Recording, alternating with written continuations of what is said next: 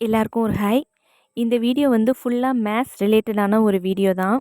இந்த channel start பண்ணதுலேருந்து நெறைய சப்ஸ்கிரைபர் என்ட்ட கேட்ட ஒரு விஷயம் என்னென்னா, மேத்ஸ் பத்தின வீடியோ போடுங்க. மேத்ஸ் வந்து எத படிக்கிறது? எந்த சேனல ஃபாலோ பண்றது? அப்படிங்கிற கொஷின் தான் நெறைய பேர் கேட்டிருந்தாங்க. ஸோ, அதுக்காக தான் இந்த வீடியோ வந்து நான் கிரியேட் பண்ணியிருக்கேன். மேத்ஸ் பத்தின தெளிவான எண்ணம் இருக்கிறவங்க இந்த வீடியோ வந்து ஸ்கிப் பண்ணிட்டு நீங்க படிக்கலாம். அந்த ஃப்ரெஷரா மேத்ஸ் பத்தின கன்ஃப்யூஷன் இருக்கிறவங்க மட்டும் இந்த வீடியோ பாருங்க. யூஸ்ஃபுல்லா இருக்கும். மேத்ஸை பார்த்து ஃபஸ்ட்டு நம்ம வந்து பயப்படவே கூடாது.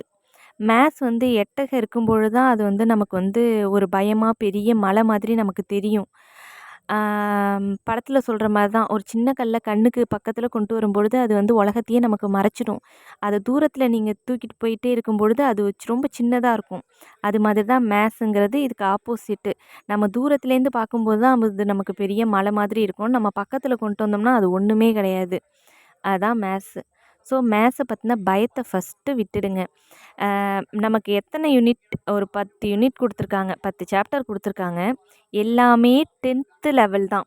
இப்போதைக்கு நம்ம ஏஜுக்கும் 10th லெவல் சம்முங்கிறது சின்ன பிள்ளைங்களுக்குள்ள சம்மு மாதிரி நமக்கு. அவ்வளோதான், ஒன்றுமே கிடையாது மேத்ஸு. அதுலேயும் எல்சிஎம், ஹெச்சிஎஃப்லாம் நமக்கு நல்லாவே தெரிஞ்ச ஒரு சப்ஜெக்ட்டு. சிம்பிள் இன்ட்ரெஸ்ட்டுங்கிற ஃபார்முலா வந்து எல்லாருக்கும் எப்பயுமே மெமரியில் இருக்கும். நம்ம அப்போ படித்தோமோ இல்லையோ, ஆனால் PNR/100ங்கிறது நமக்கு தெரிஞ்சிருக்கும். அதை யூஸ் பண்ணி எப்படி போடுறதுன்னு கூட நமக்கு தெரிஞ்சிருக்காது. ஆனால் ஃபார்முலா நமக்கு வந்து தெரிஞ்சிருக்கும் பல பேருக்கு. ஸோ, மேத்ஸ் வந்து ஒன்றுமே கிடையாது. 10 யூனிட் தான். அந்த 10 யூனிட்டும் ரொம்ப ரொம்ப ரொம்ப சிம்பிள். ஒன்றை வச்சு ஒன்று அதாவது ஒன்றுலேருந்து இன்னொன்று ரிலேட் ஆகிருக்கும். இப்போ பெர்சன்டேஜா எல்லாத்துலேயுமே நமக்கு வந்து அது வந்துக்கிட்டே இருக்கும். அது மாதிரி ரிலேட்டடாக ஒன்றுக்கு ஒன்று நீங்கள் படிக்கும் பொழுது அது ரிலேட் ஆகிறத நீங்கள் வந்து அனலைஸ் பண்ணுவீங்க கடைசியாக ஃபுல்லாக பார்க்கும் பொழுது. நமக்கு லார்ஜான ஒரு போர்ஷன் எது அப்படின்னு பார்க்கும்போது மென்சுரேஷன் தான், அளவியல், 2D 3D.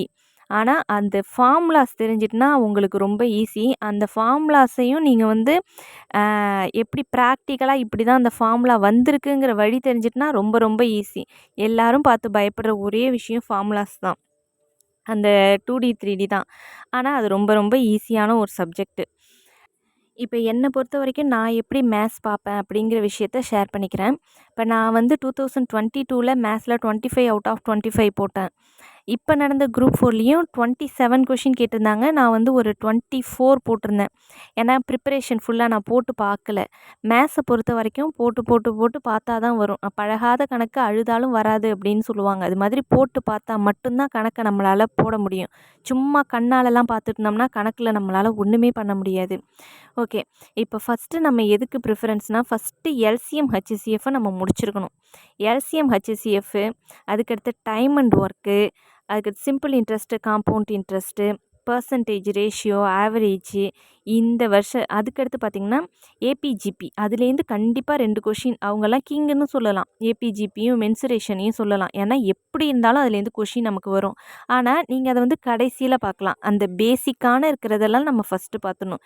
பேசிக்குங்கிறதுனால நம்ம வந்து அது முக்கியம் இல்லை அப்படின்னு அர்த்தம் கிடையாது. இவங்க தான் முக்கியம். இவங்கள வச்சு தான் அவங்கள நம்ம ஈஸியாக போட முடியும். ஸோ, நம்ம அந்த மாதிரி பார்த்துக்கணும். என்னோட ஒரு சஜஷன் என்ன, சேனல் என்ன, நிறைய சேனல்ஸ் மேத்ஸுக்காகவே இருக்குது. ஆனால் என்னை பொறுத்த வரைக்கும் எனக்கு கிளியர் கட்டாக மேத்ஸு எந்த கொஷினை கொடுத்தாலும் என்னால் போட முடியும் அப்படின்னு எனக்கு ஒரு கான்ஃபிடென்ட்டை கொடுத்தது எதுனா, சுரேஷ் ஐஏஎஸ் அகாடமியோட அந்த சுதர்சன் சார் போடுற மேத்ஸ் தான். எல்லாமே லாஜிக்கலாக தான் சால்வ் பண்ணுவாங்க. ஷார்ட்கட்டே கிடையாது. என்னை பொறுத்த வரைக்கும் எனக்கும் ஷார்ட்கட் வந்து அந்த அளவுக்கு மெமரியில் நிற்காது. ஒரு கொஷினுக்கு ஷார்ட்கட்டு ஃப்ரேம் பண்ணாலும் எனக்கு ஷார்ட்கட் நினப்பு இருக்கும். அந்த எதுக்கான கொஷின்ங்கிற அந்த கொஷினே மறந்துடும். ஸோ, எனக்கு அந்த லாஜிக்கலான மெத்தடு தான் பிடிக்கும். அவங்க போடுறதும் எல்லாமே லாஜிக்கலான மெத்தடு தான். அது போடுறதுக்கு ஒன்றும் பெரிய டைம்லாம் ஆயிடாது கண்டிப்பாக. நமக்கு ஒரு 10th அளவுக்கு ஒரு அதாவது ஒரு 1 மார்க் அப்படிங்கும்பொழுது அதை போடுறதுக்கான டைமை தான் அவங்க கொடுத்துருப்பாங்க கண்டிப்பாக. கன்ஃப்யூஸ் பண்ணுவாங்க. கொஷினை படித்து பார்த்தோம்னா அந்த கன்ஃப்யூஸை வந்து நம்ம வந்து ஃபுல்லாக படித்து பார்த்தோம்னா அந்த குழப்பத்துலேருந்து நம்ம வந்து கண்டிப்பாக விடுபட்டுறலாம். ஸோ விருப்பம் இருக்கிறவங்க அந்த சேனலை ஃபாலோ பண்ணி மேத்ஸ் போடுங்க. பயப்படாதீங்க. போட்டு போட்டு பாருங்கள். தப்பாக வந்தாலும் பரவாயில்ல. ஒரு 5 தடவை போட்டு பார்த்தீங்கன்னா 6வது தடவை இது வந்து உங்களுக்கு ஆட்டோமேட்டிக்காக உங்களுக்கு அந்த நாலேஜ் வரும். கரெக்டாக போடுவீங்க. ஸோ மேத்ஸை பார்த்து பயப்படவே பயப்படாதீங்க. நம்ம கஷ்டப்பட்டு போட்டிருப்போம். ஒரு ஆன்சர் வந்திருக்கும். அது ஆப்ஷன்லேயும் இருக்கும். ஆனால் அது கண்டிப்பாக தப்பாக இருக்கும். அதுக்காகலாம் ஒன்றும் பண்ணிடவே கூடாது. போட்டு பாருங்கள். கண்டிப்பாக